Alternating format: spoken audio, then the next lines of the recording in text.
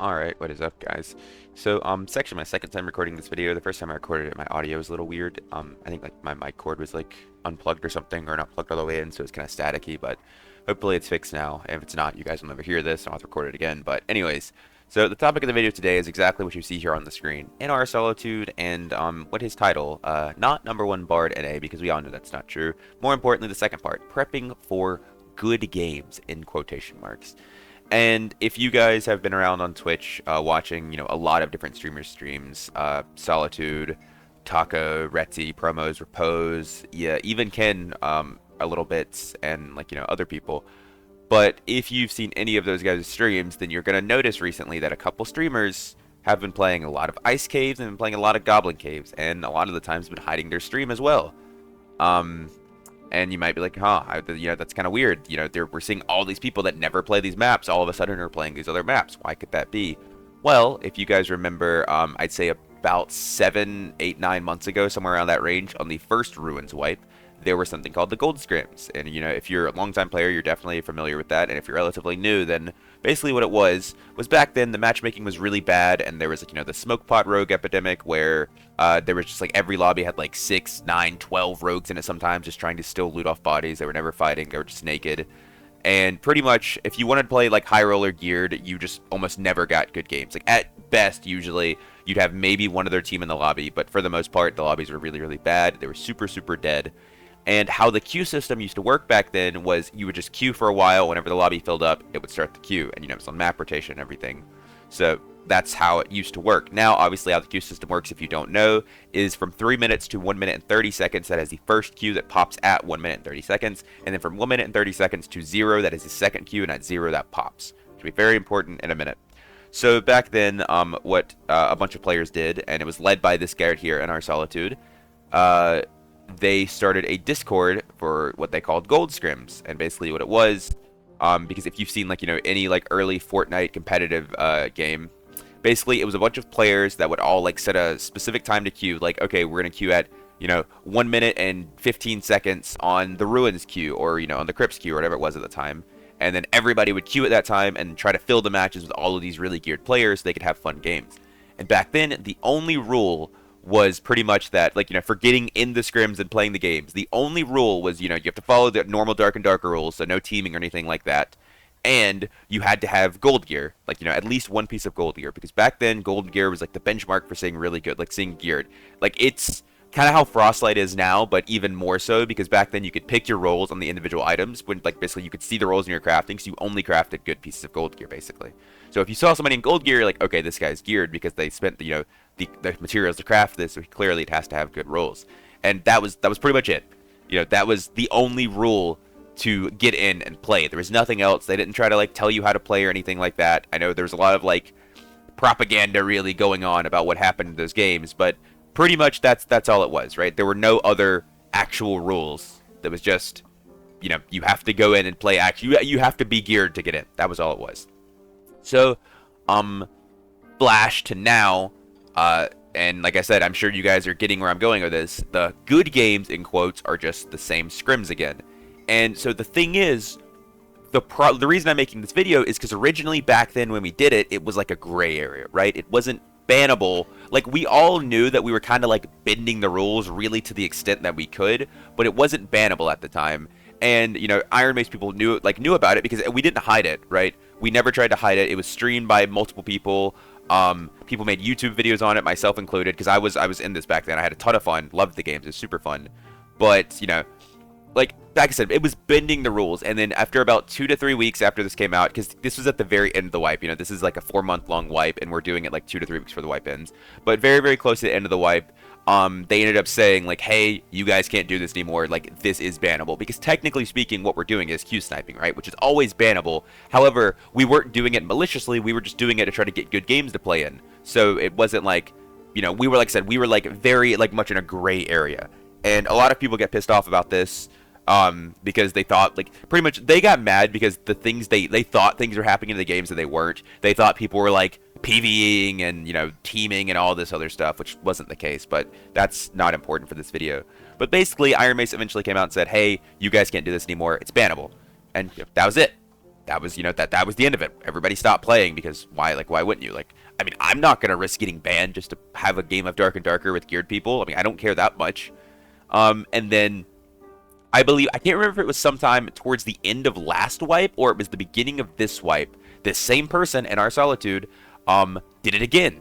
He hosted gold scrims again, and nothing ever happened for it. Ironmace found out. They told him, hey, you have to stop this, but nothing ever actually happened, to them for it, And the thing is, it's not like this was, once again, it wasn't super hidden. They had an entire Discord for it, and people found out that weren't even inside of it. So, and Ironmace found out, so clearly it wasn't that hidden. But this is the second time now that he has done it. And now, moving on, this is now the third time, because right now they are currently doing it every single night. They have a Discord organizing this. And the thing is about it now is it's even more cringe because, one, obviously, like I said, they're breaking the rules, right? Like, I think that's stupid. I'm going to be honest with you, like, the matchmaking in the game isn't so bad that you need to do this. Like, I could understand it even to an extent if it's like, we literally cannot have fun otherwise, the game is horrible. But I queued all night last night on Goblin Caves, because I just had, like, on a whim, I decided to queue on Goblin Caves, right? Every single game, 0 rats, every single team was juiced. I ran into Pesty, Life After Death, Death Bloom, every single game, full of geared teams, right? No Discord required for it, no Q sniping required for it, no rule breaking required for it. And even before then, I played Ruins, and like, yeah, I had a couple rats, but the reason I quit playing Ruins wasn't because of the rats, it was because of the third parties, and Ruins is just a horribly designed map. But there were still a ton of geared teams. So, try not to get off track, but the whole point is this isn't even necessary. They're doing that, and it's not necessary. And I'm going to tell you why they're doing it. So, moving on to the next thing, other than this right here, let's start looking at this. Because now, for this thing, they have rules. They have very, very specific rules. And you can see here this person asking in Solitude's chat, can you ban Song of Shadow and Invis pots? And then trying to ask him to delete it. But this right here is one of the rules they have. You cannot use Song of Shadow for Bard, and you cannot use Invis pots. Another rule.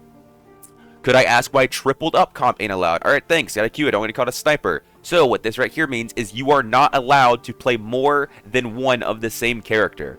I was watching Romo's Repose and Retzi, I believe, yesterday, and they were talking about this. They want to play their normal comp, and you know what they play? Repose and Retzi both play Rogue, Promos plays Ranger, but they can't do it because the rules forbade it, right? They can't play double Rogue, even though that's what they play. And then, coincidentally, what I find really funny about this is, one of the main problems with the trios, and I think pretty much everybody will agree with, is that Cleric, right? It's just Cleric. It's, you could get to, but really at the end of the day, Cleric is one of the biggest problems of trios. It's how you have to play around it, the necessity for one, and just how bad it feels, right? That's pretty much trios. Every team has a Cleric for the most part, and it feels really bad if you don't have one. But then, you're forced into playing a Cleric. You're forcing a player to play Cleric. That's just not very fun.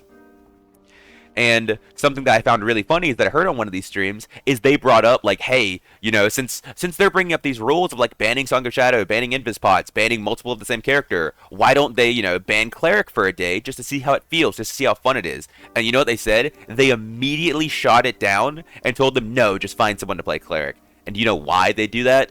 Because this guy right here, what comp do you think he plays? He plays Bard Wiz Cleric.